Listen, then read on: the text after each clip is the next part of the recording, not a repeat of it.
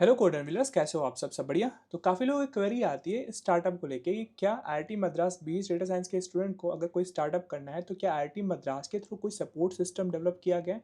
तो इसके बारे में हम डिटेल डिस्कस कर रहे होंगे कि निर्माण जो प्री इंक्यूबेटर आईआईटी मद्रास के द्वारा जो रन किया जाता है ये क्या है, और अभी कुछ रिसेंटली कुछ नए डेवलपमेंट हुए हैं IIT Madras BS data science के प्रोग्राम में, वो भी स्टार्टअप रिलेटेड। उनको हम डिस्कस कर रहे होंगे इस वीडियो में। जैसे ही स्टार्टअप का नाम आता है तो एक ही जो नाम है वो दिमाग में आता है, वो है निर्माण। तो आखिर निर्माण है क्या? तो निर्माण जो है आईआईटी मद्रास का प्री इंक्यूबेटर है।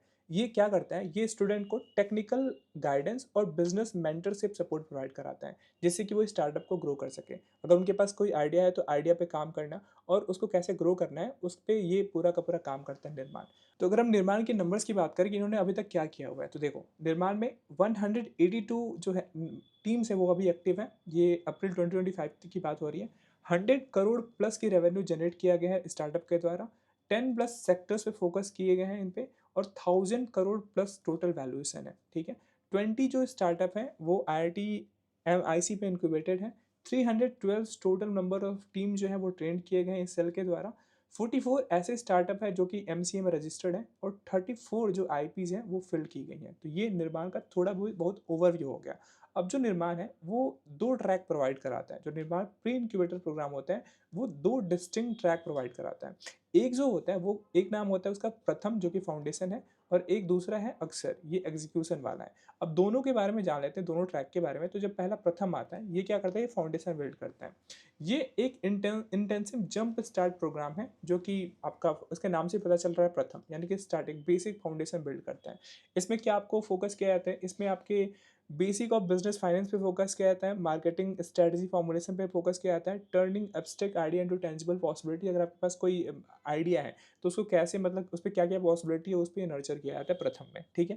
ये जो है ये 8 वीक का इंटेंसिव प्रोग्राम होता है, और इसमें आपको स्टार्टिंग राउंड पे 2 लाख की सीड फंडिंग ग्रांट की जाती है। ठीक है। और इसका पूरा का पूरा फोकस कहाँ पे होता है? ये फाउंडेशन बिल्ड करता है। ठीक है, प्रथम हो गया। दूसरा जो ट्रैक है वो है अक्षर। ये क्या करता है? ये MVP डेवलपमेंट पे फोकस करता है। ये एक एडवांस फेज है प्रथम के बाद। क्या करता है ये आपके जो स्टार्टअप है उसमें आपकी पोटेंशियल क्या है, उसके लिए जो मिनिमम वायबल प्रोडक्ट होता है उस पर फोकस करता है, उसको क्रिएट करने में आपको हेल्प करता है।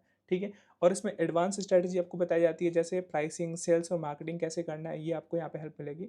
Refining the project for real world impact. अभी तक आपका एक आइडिया केवल था, अब ये कैसे रियल वर्ल्ड में कैसे जाएगा, लाइव कैसे होगा, ये पूरा का पूरा जो आपका गाइडेंस है वो इसमें मिलेगा, इस वाले मोड में मिलेगा। इसमें सबसे बड़ी जो बात है, जो प्रथम वाले में आपको 2 लाख का ग्रांट मिल रहा था, अक्षर में आपको क्या मिलता है? 5 लाख का ग्रांट मिलता है। ठीक है। इसका ड्यूरेशन होता है 6 मंथ, और ग्रांट तो मैंने बता ही दिया कि ग्रांट कितना मिलता है, 5 लाख का ग्रांट मिलता है। ठीक है। अब निर्माण जो है वो आपको कैसे सपोर्ट प्रोवाइड करता है? तो ये आपको वर्कशॉप प्रोवाइड कराते हैं, वर्कशॉप कंडक्ट कराते हैं, टूल्स एंड रिसोर्सेज प्रोवाइड करते हैं, जैसे कंप्यूटिंग फैसिलिटीज़ वगैरह हो गया, कोई इक्विपमेंट चाहिए तो वो सारे के सारे फैसिलिटीज आपको दिए जाते हैं आईआईटी मद्रास के थ्रू। आपको मेंटरशिप प्रोवाइड कराते हैं, अलग अलग सेक्टर के अलग अलग जो आपके वो हैं, जो एलुमनाई हैं, जो पर्सन है, उनसे मीट कराया जाता है। तो एक मेंटरशिप आपको यहाँ पे मिल जाता है। फंडिंग तो मैंने बता दिया कि जो प्रथम है उसके लिए 2 लाख, और जो आपका अक्षर है उसमें 5 लाख की ग्रांट आपको दी जाती है। आपकी नेटवर्किंग बिल्ड होती है। आप एक साथ जब काम करते हो तो वहाँ पे आपको नेटवर्क बिल्ड करते हो, आप आईआईटी अलुमनाई से कनेक्ट करने का मौका मिलता है, आप उनसे डिस्कस कर सकते हो, अपने स्टार्टअप आइडिया को रिफाइन कर सकते हो। तो नेटवर्किंग का बड़ा अच्छा ऑप्शन होता है। फिर काफ़ी सारे वर्कशॉप भी कंडक्ट किए जाते हैं। ठीक है। अब आता है BS डेटा साइंस स्टूडेंट्स के लिए क्या रूल है। ठीक, अब तो ये जो ऊपर हमने देखा ये नॉर्मल जो आईआईटी मद्रास के स्टूडेंट है जो ऑफलाइन पढ़ते हैं उनके लिए था। अब आता है कि नॉन कैंपस यानी कि BS स्टूडेंट कैसे निर्माण प्री इंक्यूबेशन के लिए क्या कर सकते हैं, अप्लाई कर सकते हैं। तो सबसे पहले अगर आपको इसमें अप्लाई करना है तो आपको डायरेक्टली अप्रोच नहीं करना है निर्माण ऑफिस को। आपको क्या मिलेगा? आपको BS प्रोग्राम के द्वारा ही क्या मिलेगा, एक फॉर्म सर्कुलेट होगा, उसको फिल करना होगा। मैं लास्ट के वीडियो में और डिस्क्रिप्शन में और फिर आपके कमेंट बॉक्स में वो जो अप्लाई वाला लिंक है वो मैं आपको मेंशन कर दूंगा।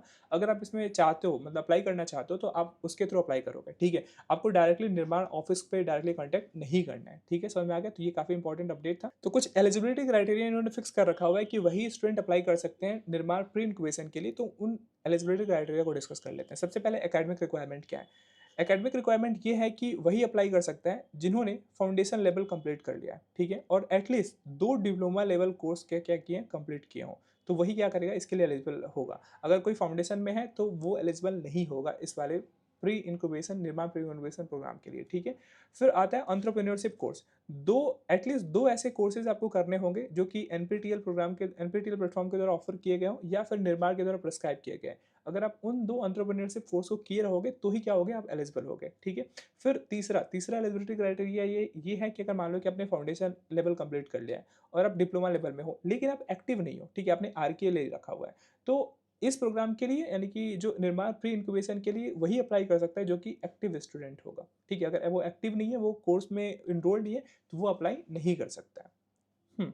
अब आता है इसमें भी 2 फ़ेजेज़ हैं, प्रथम और अक्षर। तो प्रथम फ़ेज़ में क्या होता है, प्रथम फ़ेज़ में जो कैंडिडेट सेलेक्ट किए जाएँगे, तो 2 दिन के लिए जो मैंडेटरी वर्कशॉप है वो आपको इन पर्सन आईआईटी मद्रास के कैंपस में अटेंड करना होगा और उसके बाद आपका जो वो चीज़ें होंगी वो ऑनलाइन होगी, यानी रिमोटली आप करोगे, ठीक है। After the workshop, the following workshop participant will work remotely on their project on startup idea. Each team will assign mentor who will provide guidance through remote interaction, ठीक है। आपको 2 दिन आपने किया वर्कशॉप, उसके बाद आपको एक मेंटर असाइन कर दिया जाएगा जो कि आपको ऑनलाइन ही क्या करेगा, गाइडेंस प्रोवाइड कराएगा। Campus access except for 2 day workshop will not be provided to the candidate in the प्रथम फेज। आपको केवल 2 दिन का ही मिलेगा, ठीक है। उसके बाद से आपको कैंपस का एक्सेस प्रोवाइड नहीं कराया जाएगा, तो ये थोड़ा सा एक ड्रॉबैक है, लेकिन आप उसे समझ सकते हो कि आपको एटलीस्ट मौका मिल रहा है कि आप इस इंक्यूबेशन सेल में आप अप्लाई कर पाओ, ठीक है। तो 2 दिन के लिए वर्कशॉप आपको मिलेगा, वहाँ पे आपको काफ़ी चीज़ें सीखने को मिलेगी, उसके बाद सारा का सारा काम ऑनलाइन होगा। फिर आता है अक्षर बेस। अक्षर बेस में क्या है, इन्होंने कुछ एलिजिबिलिटी क्राइटेरिया रख रखा हुआ है। जैसे प्रथम के लिए तो इन्होंने केवल बोला था कि आप फाउंडेशन में कंप्लीट कर रखे हो और 2 लेवल के कोर्स जो हैं वो डिप्लोमा में किए रहो, तो आप अप्लाई कर सकते हो। लेकिन अक्षर फेज़ में क्या है कि एक आपका एटलीस्ट 1 डिप्लोमा आपने कंप्लीट कर रखा हुआ है, तो ही आप अक्षर फेज़ में अप्लाई कर सकते हो, ठीक है। Candidates selected for this phase may be permitted to visit IIT Madras campus to take their startup initiative to the next stage of development upon approval from IIT BS office on the recommendation from निर्माण।